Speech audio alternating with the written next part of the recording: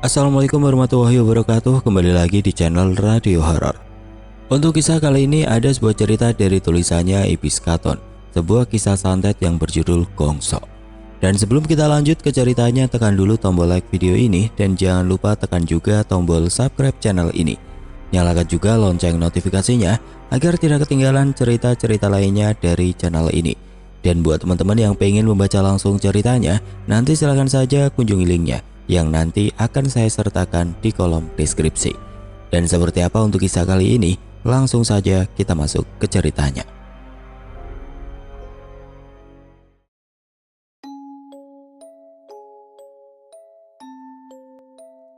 Mohon bijak menyikapi kisah ini karena tujuan menulis kisah ini hanya untuk menghibur. Nama tokoh dan nama tempat sengaja kami samarkan untuk melindungi privasi pemilik cerita. Di sudut desa keramat yang sepi ada sebuah gubuk yang terletak jauh dari pemukiman penduduk. Rumah itu berada di tengah kebun tebu, tidak ada tetangga sama sekali. Itu adalah satu-satunya rumah di area tersebut. Seorang laki-laki setengah baya sedang mengendap-endap. Ia menoleh ke kanan dan ke kiri seolah takut ada yang mengikutinya. Setelah dirasa aman dan yakin bahwa ia tidak ada yang mengikuti, ia menyelinap ke arah pintu belakang rumah itu. Lalu laki-laki setengah baya itu mengetuk pintu. "Siapa?" ucap suara dari dalam rumah. "Kisono, ini Tarwan Ki, tolong buka pintunya." Laki-laki setengah baya itu mengaku bernama Tarwan. Krak, suara pintu dibuka dari dalam. Tarwan langsung masuk tanpa diminta. Setelah sebelumnya ia celingukan masih takut ada yang melihat. Tarwan langsung duduk di sebuah kursi dapur. Bibirnya gemeteran berucap, "Ketiwasan Ki." Sorot matanya takut bercampur ngeri. "Ketiwasan apa? Boyo yang jelas kalau cerita, jangan setengah-setengah," jawab laki-laki yang dipanggil Ki. "Dirjo, ikut campur urusan kita," ucapnya lemas. Laki-laki yang dipanggil Ki juga tampak terkejut. "Lah kok bisa? Apa urusannya sama mereka?" tanya laki-laki tua yang disebut Ki. "Aku tidak tahu bagaimana awalnya Ki, tapi kabarnya Dirjo telah dilukai oleh siluman kerbau di halaman rumah di depan rumah Pak Peyes. Entah apa yang dilakukannya di sana. Keesokan harinya, Pak Peyes ditemukan tewas mengenaskan dengan tanda-tanda yang sama seperti yang terjadi pada Dirjo. Sepertinya ia tewas karena siluman kerbau, siluman yang sama yang menyerang Dirjo. Sepertinya dari situ Dirjo dan teman-temannya melakukan penyelidikan. Mereka berhasil menangkap siluman kerbau di rumah Mbak Lura. Saat itulah Mardi mengabarkan kematian Modin dan Wakir sambil membawa bukti benda yang berserakan di sekitar mayat mereka. Akhirnya Dirjo dan kawan-kawan melakukan penyelidikan lebih lanjut terhadap benda kecil yang dibawa Mardi. Panjang lebar Tarwan bercerita. "Bukankah kita sudah berhasil mengalihkan perhatian Dirjo dengan meminta Pak Warsito dan Mbok Yem bersandiwara?" tanya Kisono bingung. Kisono pikir semudah itu mengelabui Dirjo. Alih-alih menjawab pertanyaan Kisono, Tarwan malah mengajukan pertanyaan pada Kisono. Keduanya tampak terdiam sibuk dengan pikiran masing-masing. Kekhawatiran mendalam terpancar jelas di sorot mata keduanya. Sebulan sebelumnya, Tarwan berada di ruang tamu milik Kisono. Ia yang begitu kecewa karena sawah yang sedang digarapnya tiba-tiba diambil sebelum waktunya. Padahal sawah tersebut sudah hampir panen. Padi yang sudah mentes tinggal tunggu menguning itu tiba-tiba diminta tanpa mau mengganti rugi. Alasannya karena sudah beda pemilik. Sawah itu sudah dilelang oleh Effendi dan Effendi gak mau tahu. Yang penting siapapun yang sedang menggarap sawah harus dikembalikan kepada Effendi saat itu juga. Waktu itu yang ditugaskan datang ke rumah Tarwan untuk memberikan kabar yang tidak mengenakan itu adalah Modin dan Wakir. Modin adalah wakil pengulu yang biasanya bertugas melakukan persiapan atau memberi pengarahan tentang segala keperluan pernikahan sebelum berkas dibawa ke KUA atau kepada pengulu. Sedangkan Wakir adalah wakil ulu-ulu yang bertugas menjaga pintu air. Karena hal inilah Tarwan memutuskan untuk menghabisi Modin dan Wakir dengan cara hitam. Lalu Tarwan meminta tolong Kisono untuk mewujudkan keinginannya. Ia bertamu ke rumah Kisono dan menyampaikan tujuannya datang ke rumah Kisono. "Apa kau menyetujui segala risikonya?" Tanya Kisono datar. Jika engkau bersedia menanggung segala resikonya, maka aku siap melaksanakan tugasku. Sebab di atas bumi kita sama tinggi. Kematian bisa kita undang lewat Upo Koromontro. Lanjut Kisono panjang lebar, masih dengan nada datar bahkan terkesan beku. Aura hitam pekat mengoar memenuhi ruang tamu sempit itu. Taruhan tampak bergidik ngeri. Tengkuknya terasa menebal. Seluruh bulu kuduknya tiba-tiba berdiri. Hawa dingin tiba-tiba muncul memenuhi ruangan, menusuk hingga tulang sumsum. Namun tidak urung ia mengangguk pasti tanpa berucap sepatah kata. Sudah kepalang basah, aku tidak mungkin mundur lagi. Berusaha menguatkan hati, meski sesungguhnya ia tidak terlalu yakin dengan keputusannya. Tugasku mateni. Dosa lan resikone kamu yang nanggung, ucap Kisono menegaskan. Iya Ki, saya menyanggupi semua syarat yang Kisono ajukan, ucap Tarwen begitu yakin. Entahlah kali ini tidak ada keraguan di nada suaranya maupun di sorot matanya. Rupanya ia telah benar-benar gelap mata. Mungkin dia merasa harga dirinya telah diinjak-injak dan diperlakukan semena-mena oleh kedua perangkat desa tersebut. Ditambah lagi dengan diambilnya sawah itu, makanya ia kehilangan satu-satunya mata pencaharian tempat ia dan keluarganya bergantung. Beberapa hari kemudian lewat tengah malam. Sudah beberapa hari ini Waker tiba-tiba sakit keras hingga ia tidak bisa bangun. Ia berbaring di tempat tidurnya, ditunggui keluarganya dan beberapa kerabat dekat juga berkumpul di sana. Ditambah rekanan dan tetangga juga menungguinya malam itu. Waker yang sedang duduk setengah berbaring, tiba-tiba perutnya meledak, meninggalkan luka berlubang. Darah muncrat kemana-mana, di dinding, kasur, dan area sekitar tempatnya terbaring. Waduh! Teriak orang yang menunggunya, ketakutan bercampur ngeri. Mereka kaget bukan kepalang. Seketika semua orang membeku syok, lalu terpaku linglung. Belum lagi mereka tersadar dari keterpakuannya. Tiba-tiba, stak, stak, tap, tap. Suara percikan darah muncrat ke tembok bercat oranye, tiba-tiba menyusul. Orang-orang yang menungguinya di ruangan itu berteriak ketakutan menyaksikan perut Waker yang meledak. Istri Waker langsung terkulai pingsan. Disusul salah satu saudara dekatnya yang seorang perempuan juga terkulai pingsan. Sementara orang-orang masih tercekat, syok, tidak tahu mesti berbuat apa.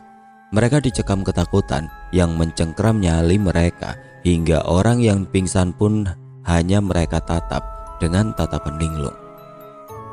Ah! Waker berteriak keras kesakitan. Ia mengerang lalu melonglong kesakitan. Kepalanya gedek-gedek dengan cepat. Tangannya refleks memegangi lubang di perutnya. Mulutnya tidak mampu berkata apapun. Ia megap-megap sebelum akhirnya mengembuskan nafas terakhir. Tidak bergerak lagi hingga semua orang yang menyaksikan menjerit histeris. Dua anak dan adik kandungnya menyaksikan kematiannya. Begitu Waker meninggal, semua orang seolah tersadar dari linglungnya. Buru-buru semua orang menghambur berusaha menolong Waker, tapi sudah terlambat. Waker sudah tidak bernyawa. Kasur tempatnya berbaring basah oleh darah segar yang keluar dari tubuhnya, begitupun jasadnya bersimbah darah.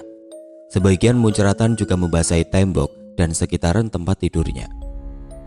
Orang-orang bahu-membahu merawat jasadnya, sedang sebagian orang yang lain berusaha menolong istri dan saudara jauhnya yang pingsan berusaha menyadarkannya. Di saat itulah orang-orang baru menyadari bahwa yang muncrat terakhir tadi adalah benda kecil berwarna kuning kemasan. Sebagian menancap di tembok, di kelambu, dan di berbagai benda di kamar itu. Sebagian juga menancap di tubuh orang-orang yang ada di ruangan itu, termasuk istri Waker yang sedang pingsan juga terkena tancapan benda tersebut. Untuk sesaat orang-orang keheranan, tapi kemudian fokus mereka beralih kepada jasad Waker dan orang-orang yang pingsan. Akhirnya malam itu juga jasad Waker dimakamkan. Suatu pagi setelah kematian suaminya, Rara Mentini, istri Waker, duduk di kursi teras selesai menyapu halaman. Suamiku, kenapa kematianmu sangat tragis? Siapa dan apa alasannya sampai tega berbuat seperti ini kepadamu, Mas? Gumam Rara Mentini, istri Waker. Waker seperti sudah kami jelaskan di atas, ia adalah petugas irigasi yang bertugas menjaga pintu air.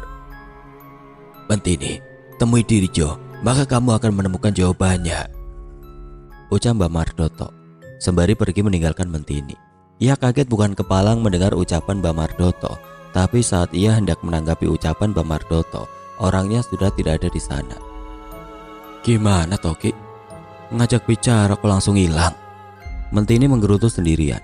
Untuk beberapa saat Mentini kembali celingukan mencari Mbak Mardoto, tapi Mbak Mardoto telah menghilang. Hanya ada pohon melati tanggul depan rumah dinasnya yang bergoyang tertiup angin. Semerbak melati itu menyeruak memenuhi indera penciumannya. Meski Mbak Mardoto sudah tidak terlihat, Mentini masih tetap berusaha mencari keberadaannya. Tapi lagi dan lagi hanya bau melati yang menyeruak indera penciumannya. Dirjo, gumam Mentini sembari berdiri dan bergegas mengambil sepeda motor dan berlalu. Setelah menghidupkan motornya, Mentini melesat mengendarai kuda besi itu bagai anak panah menuju rumah Dirjo. Dirjo, permisi, Mas Dirjo, teriak Mentini tidak sabar. Bagaimana Mbak? Dirjo muncul dari samping rumah, masih memegang ember. Aku minta tolong, ucap Mentini to the point. Minta tolong apa Mbak?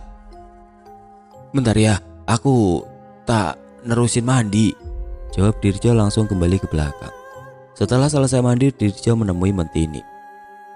Di luar aja Mbak ya, nggak enak kalau di dalam, takut tetangga nanti mitnah-mitnah nggak jelas. Emang ada apa Mbak? Tanya Dirjo kemudian.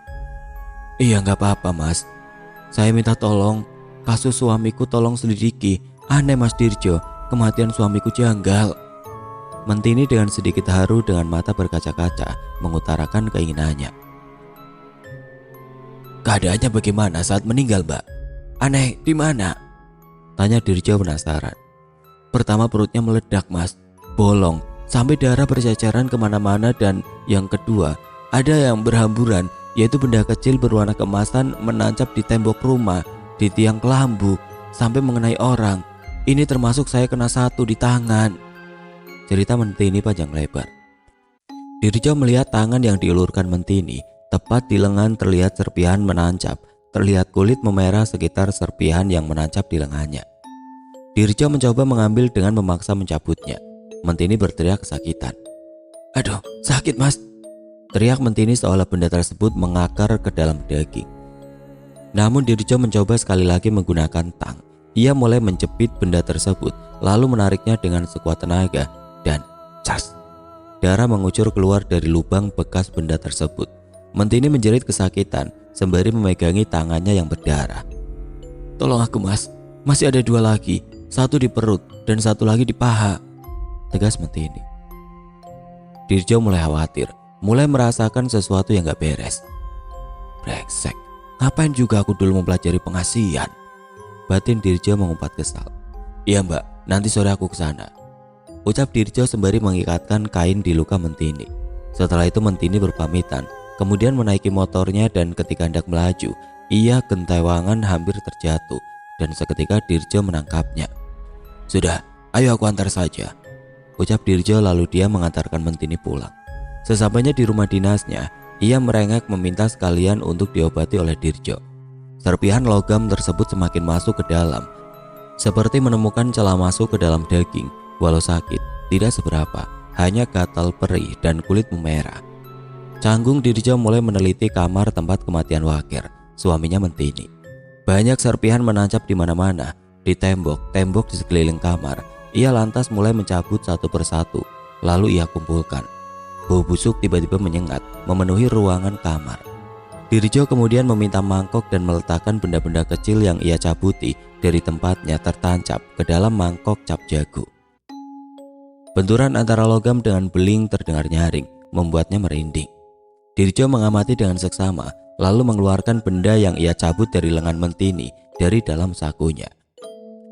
Dirjo kaget bukan kepalang, sama persis dan sama-sama berakar daging, tetapi yang satu daging masih baru, sedangkan yang ia cabut dari tembok berakar daging menghitam, mengeluarkan bau busuk.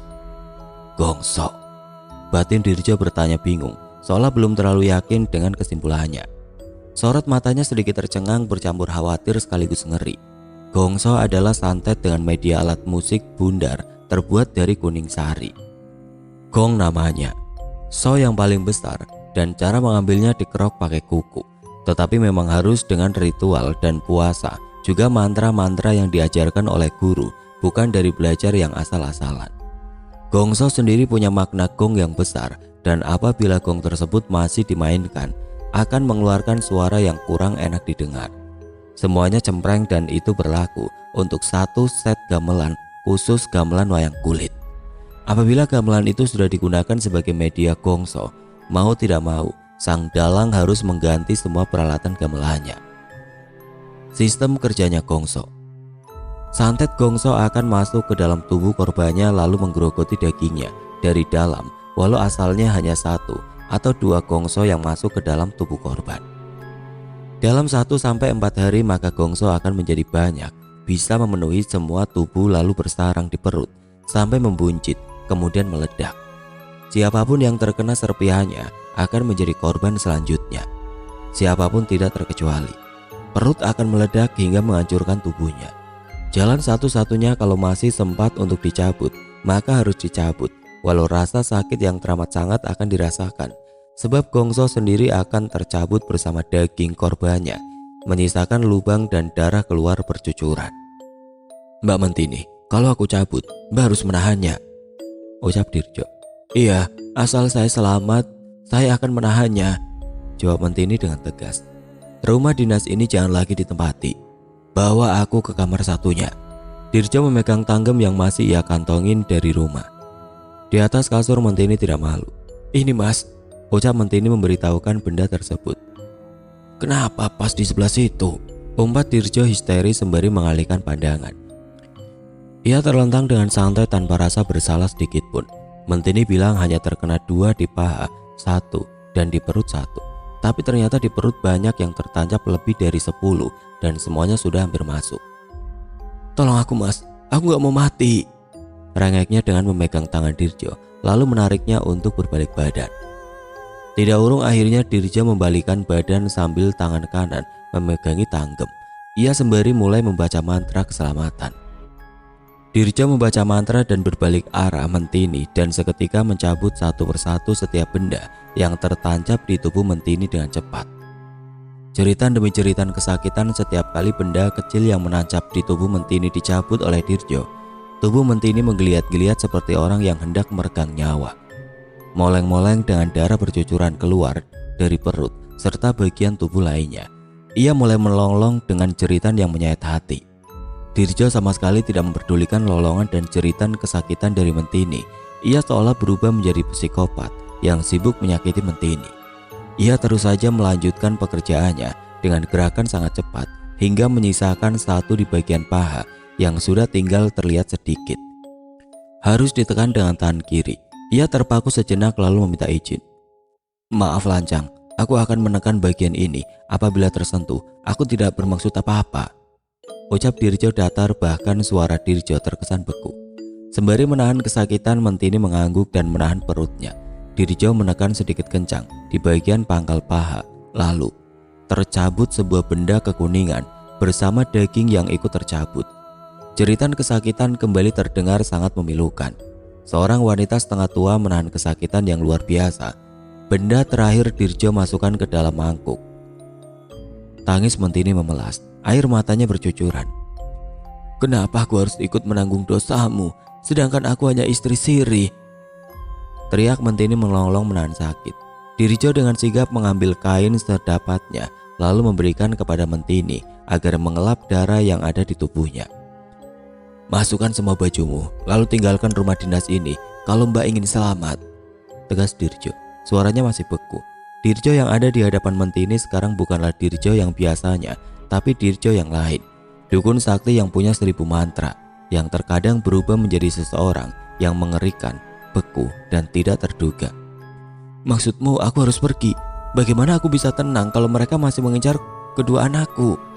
tegas Mentini. "Bawa anakku juga bersamamu. Nanti malam aku akan kesini lagi. Aku akan cari bantuan Kyai Padmin. Semoga beliau bersedia membantu kita," tegas Dirjo. Raut muka Mentini tampak lebih lega.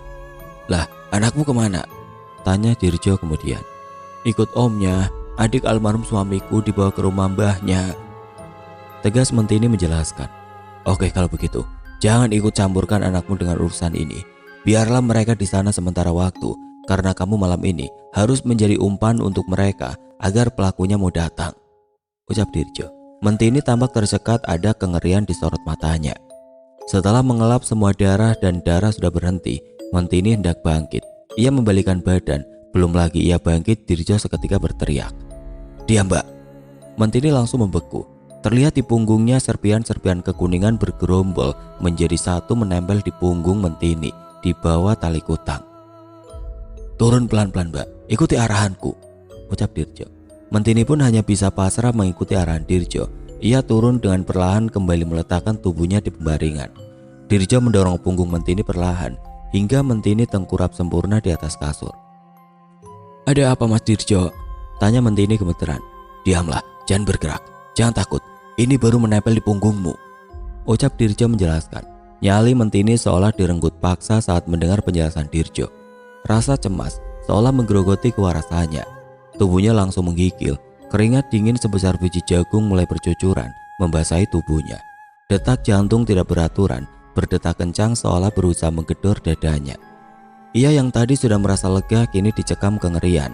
Air matanya mengalir deras tanpa ia sadari. Ia menangis dalam diam memeluk rasa takutnya sendiri. Rupanya Dirjo juga merasakan hal yang jauh berbeda dengan Mentini. Perlahan ia menjauh, kemudian duduk semedi meminta petunjuk kepada Yang Maha Kuasa. Dirjo duduk bersila meletakkan tangan di depan dada, luruh dalam semedi. Di dalam semedinya Dirjo mendengar bisikan, "Ambil bawang putih, lalu usapkan di sekitar wadidang. Dan usapkan juga bawang putih di sekitar gongso, melingkar, maka gongso akan terlepas dengan sendirinya." Setengah percaya setengah tidak dengan apa yang didapat dari semedinya, Dirjo langsung berdiri. "Brengsek, masa iya?" umatnya bingung. Dirjo bergumam sendiri lirih dalam hati. "Bajingan, pemberi pesan mosok mesum. Lah, demi apa siluman sih?" Sumpah serapa berhamburan tidak terbendung keluar dari mulut Dirjo. Langkahnya langsung menuju dapur, mencari bawang putih. Sembari berjalan kembali ke kamar ke arah Mentini, Dirjo meminta Mentini untuk nungging. Mentini hanya bisa menurut mematuhi perintah Dirjo. Ia langsung sembari masih menangis, tubuhnya gemeteran. Nyalinya memang telah merenggut paksa hingga menyisakan rasa takut dan kengerian. "Maaf mbak, kalau saya ngomong mbak Mentini percaya silahkan, enggak juga nggak apa-apa. Tapi ini usaha terakhir untuk melepaskan semua gongso yang ada di punggung mbak Mentini. Ada penawarnya yaitu bawang putih. Sudah aku belah dan bawang ini harus diusapkan di wadidang milik mbak," ucap Dirjo panjang lebar. Tampak malu ia serba salah saat ia menjelaskan itu semua. "Wadidang itu apa mas?" tanya Mentini bingung. Suaranya gemetaran dicekam takut dan ngeri. "Didubur," jawab Dirjo canggung. "Cepat lakukan mas, kalau memang itu syaratnya, asal jangan memberdayaku saja. Cepat lakukan," ucap Mentini parau. Suaranya serak campur tangis, tampak tubuh masih menggigil. Tanpa dikomando, refleks Mentini melorotkan celana. Tanpa pikir panjang, Dirjo langsung mengoleskan bawang putih ke wadidang milik Mentini. Lalu beralih mengoleskan di punggung tempat gongso berkumpul dengan cara melingkar. Dan benar saja, seketika semua gongso yang bergerombol menempel di punggung mulai terlepas satu demi satu, jatuh di atas kasur. Satu persatu gongso jatuh dengan sendirinya. Setelah semua gongso terlepas, lalu Dirjo mengusap membersihkan darah bekas tempat bergerombol benda tersebut. "Lihat ini mbak, sudah semua dan semuanya jatuh tanpa mengakar daging seperti yang di perut," tegas Dirjo lega. Setelah itu Dirjo langsung balik badan meninggalkan Mentini sendirian tanpa berucap sepatah kata pun, sambil membawa mangkok yang berisi gongso. Wajah Dirjo beku tanpa ekspresi. Mentini langsung memakai bajunya lalu menyusul Dirjo. "Makasih mas," ucap Mentini terharu. "Sama-sama mbak. Tolong tunggu di sini sebentar." Dirjo kembali ke kamar Mentini tempat ia mengobati tadi, lalu menggulung spray. Sebelum itu ia juga memasukkan mangkuk yang berisi gongso. Gulungan spray itu kemudian ia ikat kuat. Kemudian ia kembali ke ruang tamu sambil membawa gulungan spray yang telah ia ikat kuat. Dirjo berpamitan pulang, membawa perasaan yang kurang pas dengan suasana hatinya. Dirjo belum tahu apa yang akan terjadi selanjutnya. Penglihatan batinnya tidak mampu mendeteksi apa yang akan terjadi selanjutnya. Rasa takut mulai menggerogoti kuarasanya. Ada yang mengganjal di hati. Menolong Mentini tidak sampai akhir, rasanya percuma saja, sia-sia. Batinnya bingung. Malam menjelma, ia bersama Cah Kentir dan Kiai Parmin serta warga sekitar membersihkan area rumah dinas dari serpian Gongso. Kiai Parmin membaca doa dan ayat suci yang mana itu bertujuan membersihkan tubuh Mentini agar tidak lagi diganggu atau diincar oleh Gongso. Kiai Parmin sedang membacakan ayat-ayat suci di hadapan Mentini. Ia juga membuat pagar goib untuk menjaga Mentini. Sementara warga dan Dirjo sedang mencabuti serpihan yang menempel di mana-mana. Setelah semua ritual selesai, malam itu Mentini dibawa ke rumah Mbak Karsi untuk bermalam di sana. Sedang anaknya tetap bersama ibu mertuanya. Dirjo dan kawan-kawan pun akhirnya pulang ke rumah, begitupun Pak Kiai. Dalam perjalanan pulang, Dirjo mampir ke pos ronda. Bercanda di pos ronda, tiba-tiba suara lemparan kerikil terdengar di atas genteng pos ronda. Kerikil berjatuhan di atas genteng pos ronda. "Siap-siap Jo, inangnya datang," ucap Warli memperingatkan. "Aku tahu dia akan datang. Jelas anak buahnya aku bantai. Pasti guru atau pemiliknya pasti ngeluru ke sini." Dak, dak. Suara benda lagi-lagi menghantam atap gendeng pos ronda dengan keras. Sebagian menghantam papan kayu di belakang Dirjo, yaitu papan kayu yang menjadi pembatas pos ronda. "Teruskan saja semaumu, Demit. Aku sudah punya penawarnya, bawang putih," tegas Dirjo sembari mengeluarkan bawang putih yang disiapkan dari sebelum ke rumah Mentini. "Ambil sepuasnya, oleskan ke semua anggota tubuh kalian," tegas Dirjo ke kawan-kawannya. Mereka pun rebutan mengambil bawang putih dari tangan Dirjo, lalu mengoleskan ke seluruh tubuh. Di luar pos ronda, tepat di tengah jalan, berdiri sosok lelaki berpakaian adat Jawa seperti dalang wayang kulit. Tangan kiri memegang sebuah wayang yang berbentuk batara kala, dan tangan kanan memegang bungkusan kendi yang dibungkus kantong dari kain sebagai tempat atau wadah uang atau benda berharga lainnya. Laki-laki itu menatap tajam ke arah Dirjo penuh amarah dan kebencian. "Kita kepung Jo," ucap Warli garang. "Seperti keburu kemarin, kita tangkap hidup atau mati." Bagi Kianto menyambut ucapan Warli tidak kalah garang. Bersamaan dengan itu muncullah sosok tidak asing dari samping pos ronda di belakang mereka. "Kalian tidak akan selamat," ucap sosok tersebut jumawa. Saat terkena cahaya lampu jalan, terlihat wajahnya sangat familiar. "Pak Tarwen, ternyata sampean dalang dari semua ini," ucap Dirjo seolah tidak percaya dengan yang dilihatnya. "Ya, kau benar Dirjo. Kau juga harus mampus karena telah lancang mencampuri urusanku," runtuknya Berang. "Kau tidak tahu siapa yang kau bela. Mereka pencuri uang masyarakat desa. Dana desa dihamburkan demi kesenangan mereka sendiri, dan lelang dicuri oleh Pak Kades dan perangkatnya. Dinikmati keluarganya untuk bergaya, beli motor baru, beli ini itu dan lainnya dari uang hasil mencuri. Gongso pantas untuk mereka. Mereka sangat pantas buat tewas mengenaskan." Pak Tarwen berucap berapi-api, seolah dirinya lah yang paling benar. "Kita negara hukum, Pak. Kita negara Pancasila. Jangan menghukum seenaknya saja. Biar proses pihak berwenang yang mengadili, asal ada bukti," bantah Dirjo tenang. "Bersatu kita teguh, bercerai karena selingkuh Pak Wen," saut Warli. Si Warli memang koclok. Bisa-bisanya dia bercanda saat situasi menegangkan seperti ini. Candaan Warli dibalas dengan kebencian oleh Tarwen. "Habisi mereka," teriak Tarwen memberi perintah pada Gongso miliknya. "Gongso hanya kalah dengan 3 serangkai dan kalian berempat." Lagi-lagi Tarwen berucap jumawa. Ia benar-benar berada di atas angin. Tarwen terlalu meremehkan Dirjo dan kawan-kawan. "Berpencar, kita tangkap dalangnya," ucap Dirjo memberi perintah. "Kenapa kalian masih diam? Kalian takut padaku ya?" Tarwen berujar meledek Dirjo dan kawan-kawan. Ia pikir Dirjo membeku ketakutan. Benar yang dikatakan Tarwen, sesaat setelah Dirjo mengucapkan kalimatnya, semua teman-temannya langsung membeku termasuk dirinya. Mereka semua meraga sukma. "Kau salah Pak Wen. Raga, sukma dan ruh sejati sebenarnya sudah mewakili 3 manusia atau 3 serangkai," jawab Dirjo beku. Tanpa Tarwen sadari, tubuhnya sudah tumbang oleh ulah Dirjo dan kawan-kawan. Gongso yang Tarwen yakini akan menancap di tubuh Dirjo dan kawan-kawan dan menewaskan mereka semua justru menempel di tubuh Tarwen tanpa ia sadari. Gongso menempel di seluruh tubuhnya. Sesungguhnya saat ia mulai menginjakkan kaki pertama kalinya di tempat itu, Gongso telah menempel di tubuh Tarwen, lalu perlahan masuk menembus kulit, lalu masuk ke dalam daging di area perutnya. Terus meringsek masuk semakin dalam tanpa Tarwen sadari. Saat ia mengoceh jumawa meledek Dirjo dan kawan-kawan, Gongso telah masuk sepenuhnya ke dalam perutnya. Begitulah kisah ini berakhir. Tarwen tumbang dengan darah merembes dari dalam perutnya. Sesungguhnya perut Tarwen meledak seperti halnya perut Waker, hanya karena perutnya memang dibebel centing yang berlapis-lapis. Jadi serpihan dari perutnya yang meledak tidak muncrat kemana-mana. Gongso pun terperangkap di dalam centing.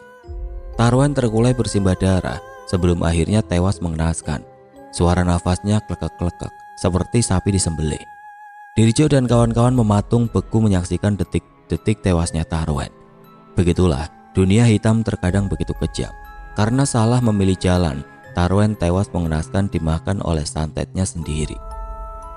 Untuk sekedar pemberitahuan, centing adalah kain panjang yang biasanya digunakan oleh orang Jawa untuk melilit perut perempuan sehabis melahirkan, dengan tujuan mengembalikan perut ibu yang habis melahirkan agar kembali kencang seperti saat sebelum dia hamil. Centing ini biasanya juga digunakan oleh dalang, sinden, dan para panjak atau penabuh alat musik yang mengiringi pagelaran wayang.